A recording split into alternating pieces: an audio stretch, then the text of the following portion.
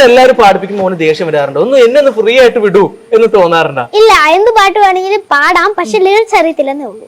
പക്ഷെ ഏത് പാട്ട് അറിയാമോ ആ പാട്ട് പഠിക്കാൻ എനിക്ക് ദേഷ്യമൊന്നുമില്ല, അത്ര ഇതൊന്നുമില്ല. അത്ര ഒന്നുമില്ല, ആര് പറഞ്ഞാലും പാടി കൊടുക്കും അല്ലെ? ഈ ലിറിക്സ് ഒക്കെ ഇപ്പൊ നേരത്തെ ഹിന്ദി പാട്ടിന്റെ ലിറിക്സ് ഒക്കെ എങ്ങനെയാണ് പഠിച്ചേ? പഠിക്കാൻ ഒരു 2 ദിവസം കിട്ടും. അതിൽ നിന്ന് രാത്രി കിടക്കത്തുമില്ല. രാത്രി അങ്ങനെ പഠിപ്പിച്ച് 10 മണിയാവും. അപ്പൊ ഞാൻ ബ്രേക്ക്ഫാസ്റ്റ് കഴിച്ചിട്ട് കിടക്കുമ്പോ ഒരു ഉറക്കമൊക്കെ വരും. അപ്പൊ അങ്ങനെ പഠിച്ചിട്ട് വേണം ഉറങ്ങാൻ. അങ്ങനെ ഉറങ്ങുക. അപ്പൊ രാവിലത്തേക്ക് അത് വൈഹാട്ടാവും. അപ്പൊ അങ്ങനെ പാടിയിട്ട് കരോക്കെ കൂടെ പിന്നെ പോകും.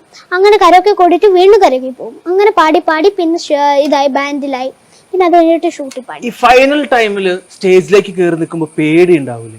സ്റ്റേജ് ഫിയറും കാര്യങ്ങളൊന്നും ഞാൻ ഫൈനലിൽ ജയിക്കുമെന്ന് അറിഞ്ഞില്ല. അതൊക്കെ ഞാൻ വിട്ടപ്പം ഞാൻ പാട്ടിൽ തന്നെ കോൺസെൻട്രേറ്റ് ചെയ്തിട്ട് പിന്നെ അതിൽ പോവാം. അങ്ങനെ ഒരു ഇതിൽ ഓക്കെ. ഇപ്പൊ നമ്മൾ എന്താണ് ഇപ്പൊ പാട്ട് പാടാൻ വന്നു കഴിഞ്ഞാൽ അതാണ് എന്റെ പ്രയോറിറ്റി. വേറെ ഒന്നിനെ പറ്റി ബോധറേണ്ട കാര്യമില്ല അല്ലെ?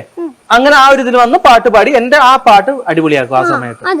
ഇനി വേറെ സംഭവം, ഈ ഞാൻ കേട്ടത് ഓഡിയൻസ് പോളിൽ ഏറ്റവും കൂടുതൽ പോയിന്റ്സ് കിട്ടിയതും വോട്ട് കിട്ടിയതും മോനാ ആയുർഭവനാണ്. അപ്പൊ ഇവിടെ കേരളത്തിൽ അല്ലാണ്ട് മുംബൈയിലൊക്കെ പോയിട്ട് പുറത്തിറങ്ങുന്ന സമയത്ത് ഒരുപാട് പേര്, അത് മലയാളികളൊന്നുമല്ല, വേറെ നാട്ടിലെ ആൾക്കാരൊക്കെ വന്ന് അതൊക്കെ നല്ല രീതിയിൽ എൻജോയ് ചെയ്തായിരുന്നു. കൊറേ പേര് പാട്ടൊക്കെ കഴിഞ്ഞിട്ട് പോന്നപ്പം കൊറേ ഇത് വരുന്നുണ്ടായിരുന്നു. കൊറേ ആൾക്കാർ വരുന്നുണ്ടായിരുന്നു, ഫോട്ടോ ഒക്കെ എടുക്കുന്നുണ്ടായിരുന്നു.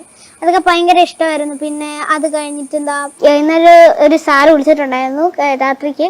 മറ്റേ ക്യാൻസർ ആയിരുന്നു അപ്പോൾ ആ സാറിന്. അപ്പോൾ സാറ് വിളിച്ചപ്പോൾ എനിക്ക് കുറേ സന്തോഷമായി. സാറ് ഭയങ്കര ഇതൊക്കെ ആയിരുന്നു.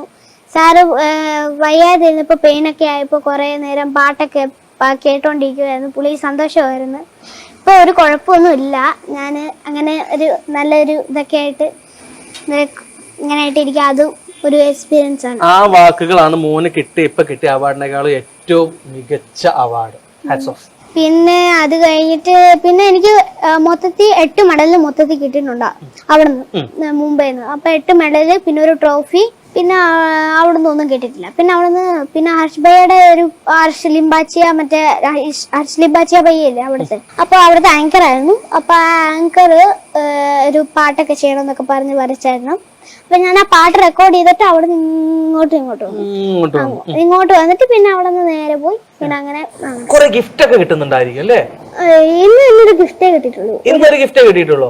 ഇന്നൊരു ഗിഫ്റ്റ് ഇന്നലെ മിനിഞ്ഞാന്ന് കുറെ ദിവസമായിട്ട് ഒരുപാട് ഗിഫ്റ്റ് കിട്ടി കാണുമല്ലേ? ഇന്നലെ രാത്രിക്ക് ഒരു ട്രോഫി കിട്ടിയിട്ടുണ്ടായിരുന്നു.